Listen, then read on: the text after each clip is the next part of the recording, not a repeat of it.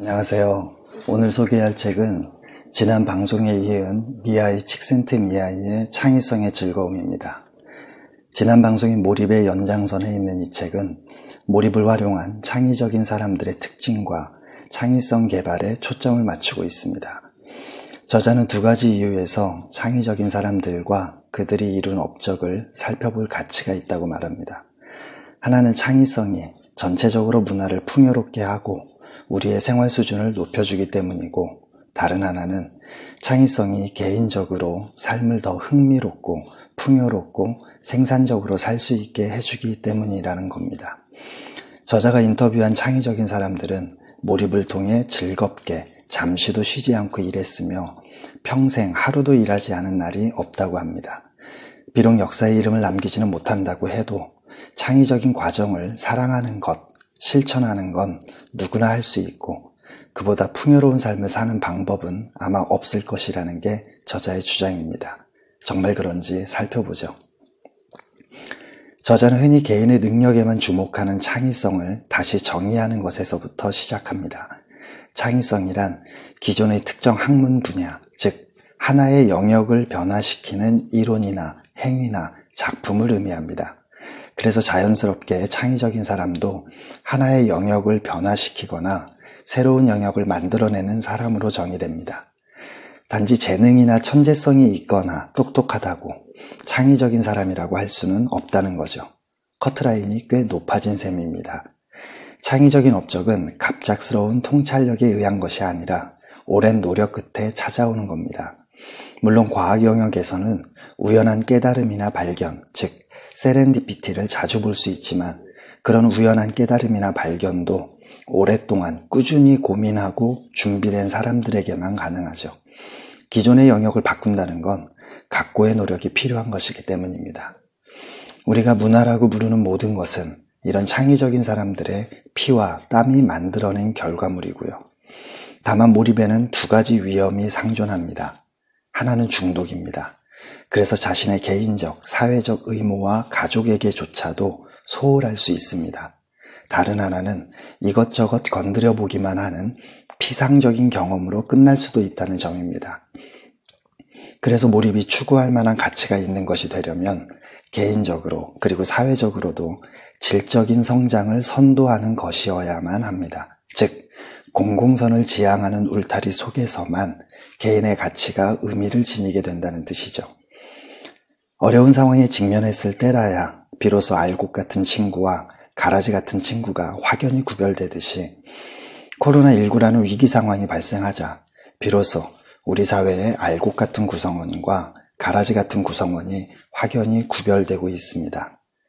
사회 위에 개인을 둔 사람들과 다수의 언론 때문에 공공선을 위해서 생계의 위험마저도 감수하는 품격 있는 대다수 사람의 고귀한 희생이 물거품이 되는 현실이 참으로 안타깝습니다. 방역과 치료라는 현재의 우선순위는 나 몰라라 한 채 현 정부에 대해 비판을 위한 비판만을 가하는 이들과 언론의 언행에서는 인간을 인간이게 만드는 가장 큰 요소 중 하나인 품격이라는 걸 찾아볼 수조차 없습니다. 모든 동물도 밥 먹고 교미하고 의사소통합니다. 결과적으로만 보면 인간과 다를 바가 하나도 없습니다. 다만 인간은 아무 데서 아무렇게 아무거나 먹지 않고 아무 데서 아무하고나 성관계를 갖지 않습니다. 수많은 레벨의 절차와 형식이 있죠. 그것이 바로 품격입니다. 밥 먹을 때 음식물이 튀는 행위를 지적하고 대중매체에서의 선정적인 장면을 제재하고 같은 말을 하더라도 조금 더 멋진 어휘와 디자인된 말을 장려하는 것 모두 그것들이 인간으로서의 품격과 관련되어 있기 때문입니다. 그래서 품격이 없는 사람들은 그저 하나의 생명체라고 말할 때와 똑같은 의미에서의 인체일 뿐 인격체라고 할 수 없습니다. 진정하고 다시 본론으로 돌아가겠습니다. 저자는 창의성을 재정의한 후에 창의적인 아이디어나 업적은 개인에게서 나오는 것이 아니라 세 가지 요소가 어우러져서 빚어내는 상호작용의 결과라고 말합니다. 상징적인 규칙들을 포함하는 구체적인 영역과 그런 영역에 새로움을 가져오는 창의적인 개인, 그리고 그런 새로움을 인정하고 확인하는 영역 내의 전문가들로 이루어진 현장이 그것입니다. 즉, 어떤 사람이 창의적인 사람인지를 결정하는 요인은 그 사람이 창조해낸 새로움이 현장에서 활동하는 전문가 집단에 의해 기존의 영역에 포함되어야 한다는 거죠. 이것이 창의성에 대한 저자의 독특함이자 탁월함입니다. 그렇다면 도대체 창의적인 사람들이 공통으로 지니고 있다고 여겨지는 특징들은 무엇이고 얼마나 대단한 것들일까요? 그것들을 열거할 수는 있지만 대단한 것들이라고 하기에는 조금 멋쩍습니다. 누구나 태어나면서부터 지니고 있다가 사회와 가정을 거치는 동안 잃어버린 것들이라고 표현하는 게 더 정확해 보이기 때문이죠. 우선 창의적인 사람들의 공통점을 단 한 단어로 요약하면 복합성이라고 할 수 있습니다. 태극이 그 속에 음과 양을 균형 있게 품고 있듯 창의적인 사람들은 전혀 상반되어 보이는 성격들을 자신 속에 균형 있게 품고 있다가 상황 또는 때에 따라 자유자재로 필요한 걸 꺼내서 사용한다는 말입니다. 구체적으로 어떤 건지 감이 잘 안 오시나요? 그렇다면 가장 대표적으로 이 사람을 보면 됩니다. 그는 바로 우리 주위에 흔하디 흔한 어린아이이죠. 어린아이는 필요성이나 당위성이나 가치 판단에 따라 행동하지 않습니다. 오로지 호기심에 이끌려 행동할 뿐이고 매번 똑같은 일을 해도 매번 다른 관점에서 쳐다보며 신기해하고 놀라워합니다. 호기심을 느낀 일에는 100%의 집중력을 쏟아 부으면서도 그것을 놀이로 생각해서 그 일 자체를 온전히 즐길 뿐이죠. 바로 이런 특징 때문에 니체가 어린아이만이 중력의 영을 이기고 하늘을 자유롭게 날 수 있다고 말한 겁니다. 특히 예수가 어린아이와 같지 않고서는 하늘나라에 들어갈 자가 없다고 말한 건 그들의 100%의 집중력에 주목한 것으로 보입니다. 어린아이는 기적이나 증거가 있든 없든 이것저것 재지 않은 채 한 번 믿으면 100% 완전히 믿습니다. 그런 믿음이 바로 겨자씨만한 믿음이죠. 저자의 생각도 다르지 않습니다. 한번 들어보죠. 평생의 노력을 요구하는 업적은 그 문제에 대한 호기심과 애정 없이는 불가능하다. 가치 있는 새로움을 창출하기 위해 반드시 갖춰야 할 특별한 성향은 없는 듯 보인다. 다만 주변에서 일어나는 일에 충분한 호기심과 놀라움과 재미를 느낀다는 것이 창의적인 사람들의 공통점이다. 창의적인 인물들은 끊임없이 놀라워하고 우리가 보기에 너무나 당연한 일에도 의문을 갖는다. 그리고 다각도로 문제를 바라본다. 이제 구체적으로 창의적인 사람들의 특징을 살펴보겠습니다.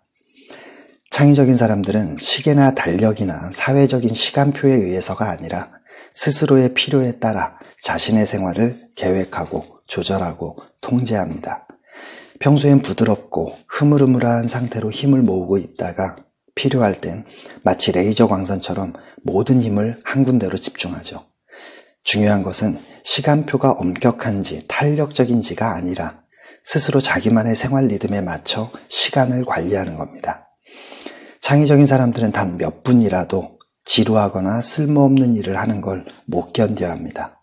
에바 자이젤의 말처럼 항상 뭔가 배울 것을 스스로 찾아내기에 지루할 틈이나 심심할 새가 전혀 없습니다. 아인슈타인은 항상 같은 낡은 스웨터와 허름한 바지를 입었습니다. 누군가를 놀라게 하려고 그런 것이 아니라 단지 무슨 옷을 입을지 결정하기 위해 드는 에너지조차 확보해서 좀 더 중요한 문제에 집중하기 위해서 말이죠. 어떤 문제를 인식한 후에는 놀랍게도 일종의 잠복기가 찾아옵니다. 그래서 창의적인 사람들은 겉으로는 빈둥대는 것 같아 보여도 머릿속에선 자신이 매달리는 문제를 잠잘 때조차 놓지 않습니다. 늘 쉬지 않고 일하는 셈입니다. 그래야만 언제가 될지 모르는 잠복기가 끝나는 그 순간에 유레카를 맞이할 수 있기 때문이죠. 니나 홀튼의 말처럼 창의적인 사람들은 스스로를 감옥에 갇혀 있다고 생각합니다. 감옥에서 달리 할 일이 없으니 눈만 뜨면 일합니다. 물론 객관적으로야 할 수 있는 일이 무수히 많지만 스스로 정한 목표에 부합하지 않는 것은 모두 가지치기해 버렸기 때문입니다. 창의적인 사람들은 고독과 벗탈줄도 압니다. 혼자 지내는 시간이 없고 그 시간을 활용할 줄 모른다면 창의적인 능력을 개발하고 업적을 달성하기에 필요한 절대적인 시간을 확보할 수 없으니까요. 매들린 랭글이 학창시절에 자신이 친구들과 잘 어울려 놀면서 즐겁게 보냈더라면 책을 쓰지 못했을 것이라고 말한 것처럼 말입니다. 타인에 대해서는 그럴 수도 있고 아닐 수도 있지만 창의적인 사람들은 자기 자신에 대해서만큼은 철저합니다. 그래서 자존심도 강하고요. 창의적인 사람들은 자기 영역 밖에서 어떤 발견이 이루어지고 무엇을 하고 있는지에 대해서도 관심을 늦추지 않습니다. 창의성으로 이끄는 통찰력과 지혜는 어떤 한 가지 영역에서 찾을 수 있는 것이 아니기 때문이죠. 학문의 경계선을 넘나드는 좀 더 넓은 시야가 필요하기 때문입니다. 습관을 깨는 것은 자신의 뼈를 부러뜨리는 것과 비슷합니다.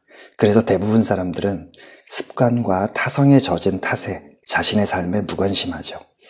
하지만 창의적인 사람들은 항상 자신이 하는 모든 일을 왜 하는지 그 이유를 정확히 알고 있으며 고통, 지루함, 기쁨, 흥미 등등의 감정에도 매우 예민합니다. 창의적인 사람들에게는 그들의 잠재력을 끌어내준 스승, 즉 멘토가 있습니다. 물론 스스로 잠재력을 끌어내는 사람도 가끔은 있지만 그런 사람조차 인생에 스승만 있었다면 하지 않아도 될 너무 많은 시행착오와 낭비한 시간을 후회하는 경우가 대부분입니다.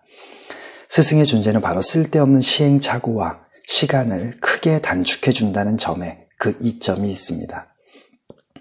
하지만 오만하거나 건방지거나 무지하거나 똥고집에 차 있는 사람들은 스승의 필요성을 못 느끼고 알아보지도 못합니다. 그래서 아무리 잠재력이 많아도 바로 그런 성향이 자신들의 성장 가능성을 파괴하죠. 즉 자멸하는 셈입니다. 이외에도 수없이 나열할 수 있지만 한마디로 요약하면 상황에 따라 이럴 땐 이렇고 저럴 땐 저렇다고 할 수 있습니다. 그렇다고 우유부단하거나 표리부동한 사람들과 똑같다고 생각하면 안 됩니다. 84회 방송에서 언급한 것처럼 겉으로 보기에만 그렇게 보일 뿐 전혀 다른 레벨이기 때문이죠. 제이콥 라비노는 창의성을 개발하기 위해서는 세 가지가 필요하다고 말합니다. 첫째는 해당 영역에 관해 많은 지식을 쌓아야 하고, 둘째는 깊게 오랫동안 생각하기를 좋아해야 하며, 셋째는 본질과 피상적인 것을 구분해서 본질만 남기고 모두 과감히 버리는 능력입니다. 첫째와 관련해서 주의할 사항은 해당 영역의 지식을 절대적인 것으로 여겨서는 안 된다는 점입니다. 기술을 배운 후에는 그것을 잊어버리라는 이탈리아 속담이나 비트겐슈타인의 사다리처럼 해당 영역의 지식도 언젠가는 우리가 뛰어넘어야 할 걸림돌이 되는 순간이 오기 때문이죠.